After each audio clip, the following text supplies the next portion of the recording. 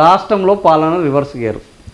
So Revanth Reddy పాలన 2.5 ఏళ్ళు దగ్గర పడుతుంది. ఏమైందంటే రివర్స్ గేర్లో నడుస్తున్నదట. ఎక్కడ రివర్స్ గేర్లో నడుస్తుందంటే ఇక్కడ ఆయన క్లియర్గా ఇచ్చారు. వీళ్ళు రాష్ట్రంలో అధికారంలోకి వచ్చిన తర్వాత పెద్ద ఎత్తున మార్పులు చేస్తామని ప్రకటించిన మార్పే వీళ్ళ యొక్క నినాదమే మార్పు మార్పు మార్పు మార్పు అన్నారు.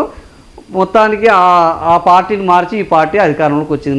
మారిన తర్వాత ఏమైంది? అనాలోచిత నిర్ణయాలపైన ప్రజల నుంచి తీవ్రమైన వీళ్ళ మార్పు అనాలోచిత నిర్ణయాలపైన జనం ఒళ్ళు మండుతోంది. అయితే ఇప్పుడు ఏం చేస్తున్నారు? ప్రభుత్వం పలుమార్లు తన నిర్ణయాలను రివర్స్ చేయాల్సి వస్తుంది, వెనక్కి తీసుకుంటుంది. అందులో ప్రధానమైనవి ఏమున్నాయి? ప్రభుత్వం తీసుకున్న కొన్ని కీలక నిర్ణయాలు అమలు దశలో తీవ్ర విమర్శలకు గురైనాయి. సో స్పష్టత లేకపోవడంతో, నిర్ణయాల్లో స్థిరత్వం లేకపోవడంతో ఇవన్నీ జనం నుంచి వ్యతిరేకంగా మారినాయి. అవి మారినాయి ఏంది? హైదరాబాద్ సెంట్రల్ యూనివర్సిటీ భూములో 400 ఎకరాల భూములో మొత్తం అడవులు మొత్తం గోలగొట్టి రియల్ ఎస్టేట్ చేస్తున్నాడు. ఆడ జనం నుంచి వెళ్ళి సెంట్రల్ యూనివర్సిటీ నుంచి వెళ్ళి పెద్ద ఎత్తున వ్యతిరేకత వచ్చింది. వాళ్ళు సుప్రీంకోర్టుకు పోయారు. సుప్రీంకోర్టుకు పోయిన తర్వాత సుప్రీంకోర్టు వీళ్ళ చెంపలు పక్కన వలగొట్టి ఆడ వెంటనే ఆ బుల్డోజర్లను తీసేయాలి. మొత్తము ఏదైతే చదువు చేసినావో అక్కడ ఇంతకుముందు ఎట్లాంటి అడవి ఉన్నదో అట్లాంటి అడవిని కనుక పెట్టకపోతే ఇక్కడ ఉన్న సీఎస్ని తీసుకుపోయి జైలు వేస్తాను. దెబ్బకు ఆడ బుల్డోజర్లు తీసేశారు. చెట్లు అయితే పెట్టలేదు కానీ బుల్డోజర్లు తీసేశారు. ఇది ప్రధానమైనది. వెనక్కి తగ్గింది, రివర్స్ గేర్ అయింది. ఖమ్మం వెలుగుమట్లలో అభివృద్ధి పేరుతో పేదల ఇళ్లను కూల్చివేయడం తీవ్ర నిరసనలకు దారితీసింది. ప్రతిపక్షాలు కూడా విమర్శించడంతో ప్రభుత్వం పరిస్థితిని సమీక్షించాల్సి వచ్చింది.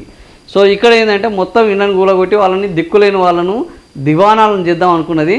సో మొత్తం అన్ని సంఘాలు పార్టీలు ఏకం కావడంతో మన పొంగులేటి శ్రీనివాసరెడ్డి ఆ బాధితులందరినీ పిలిపించుకొని మీకు ఇందిరమ్మ ఇండ్లు ఇస్తాం, భయపడకండి, మేము మిమ్మల్ని అక్కడి నుంచి ఖాళీ చేసిన ఇందిరమ్మ ఇండ్లు ఇస్తామన్నాడు. ఇందిరమ్మ ఇండ్లు అయితే ఇచ్చింది లేదు, ఖాళీ చేసే కార్యక్రమాలు కొనసాగుతున్నాయి. కానీ ఖాళీ చేస్తే ఇప్పుడు సంఘాలు ఊపుకునేటట్లేదు. ఈ ప్రభుత్వానికి అక్కడి నుంచి వెళ్ళే పోతం పెట్టేటట్టు తయారైనాయి. అది ఒకటి.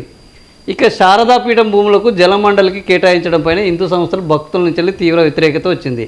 ప్రభుత్వం తన ఈడ సీఆర్ బాబే పోయిండు, సారీ శారదా మఠం ఆచార్యులు గారు, మేము ఏదో మిస్ఫైర్ అయింది, ఏదో తప్పు దొర్లింది, మమ్మల్ని క్షమించండి, మీ కాళ్ళకు మొక్కుతున్నాను, మా ప్రభుత్వంలో ఇట్లాంటి తప్పులు జరగడం సహజమే, సో మీరే పెద్ద మనసు చేసుకొని క్షమించండి అని శారదాపీఠం వాళ్ళని మొక్కి వచ్చిండు. ఎవరు? సీఆర్ బాబు.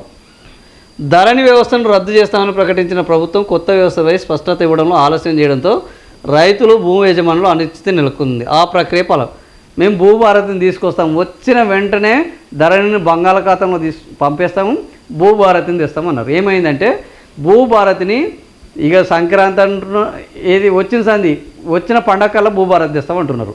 ఇప్పటి వరకు ఆ భూభారతి వస్తుందా సస్తుందా అనేది క్లారిటీ లేదు. ఎందుకంటే ఇందులో వీళ్ళు చేసిన విధానాలు అవి కనుక అమల్లోకి వస్తే ఎంటవాడి కొట్టేటట్టు ఉన్నారు. ఎన్నికలుగా హామీగా ప్రకటించిన రుణమాఫీ అమల్లో విడతల విధానం తీసుకురావడం వల్ల రైతులు అసంతృప్తి వ్యక్తమైంది. విమర్శలు రావడంతో అమలు విధానంలో మార్పు చేయాల్సి వచ్చింది. సో మొత్తానికి విడతలుగా రుణమాఫీ చేస్తామన్నారు. వాళ్ళకు తిక్కరేగింది. దెబ్బకు 42 లక్షల మందికి చేస్తామన్నారు. ఇప్పటికి చేసింది 25 లక్షల మందికే, ఇంకా మిగిలిన 17 లక్షల మందికి చేయాల్సింది. అయినా కూడా మేము అందరికీ చేసినామని చెప్పుకున్న రైతులు ఎవ్వడు వీళ్ళని నమ్మట్లేదు. తీవ్రమైన వ్యతిరేకత వస్తున్నది. రైతు భరోసా పథకం కింద రైతులకు పెట్టుబడి సాయం విషయంలో ప్రారంభంలో ప్రకటించిన విధానం తర్వాత సవరణలు ఎదుర్కొన్నది. రైతు భరోసా కూడా ఏం చేసిరు? మేము వస్తే 12,000 15,000 ఇస్తా ఉన్నారు, రూపాయి పెంచింది లేదు. ఇప్పుడు రైతులకు కూడా ఒళ్ళు మండుతోంది. ఆర్టీసీ ఆర్థిక పరిస్థితి కారణమైన ఛార్జీలు పెంచే అంశంపై చర్చ జరిగిన ప్రజా వ్యతిరేకతతో ప్రభుత్వం వెనక్కి తగ్గిన పరిస్థితి ఏర్పడ్డది. ఏం వ్యతిరేకత వచ్చినా ఏం తగ్గలేదు, మళ్ళా పెంచే ఆలోచన ఉంది. మొన్ననే T24 వాటిని 20 రూపాయలు పెంచారు, ఇప్పుడు మళ్ళా పెంచే ఆలోచన చేస్తున్నారు. అర్హతల పేరుతో రేషన్ కార్డులు రద్దు చేస్తారన్న ప్రచారం రావడంతో ఆందోళన పెరిగింది. దెబ్బకు ఆ రేషన్ కార్డులను రద్దు చేయమని వెనక్కి తగ్గింది. ఆ విషయంలో వెనక్కి తగ్గింది. ప్రజా వ్యతిరేకత వస్తే పేదల భూములో సర్వే ప్రక్రియపై కూడా ప్రజల్లో అనుమానాలు రావడంతో వెనక్కి తగ్గింది. పలు విద్యా సంస్థలకు చెందిన భూముల వినియోగంపై వచ్చిన నిర్ణయాలు వివాదాలకు దారితీయడంతో వెనక్కి తగ్గింది. ఇట్లా మొత్తానికి ఓవరాల్గా రేవంత్ రెడ్డి పాలన ఏం జరుగుతుంది? రివర్స్ గేర్లో నడుస్తున్నది. జనరల్గా పాలన అనేది ప్రగతి పదంలో నడవాలి, ముందటికి పోవాలి, అభివృద్ధి తీసుకురావాలి.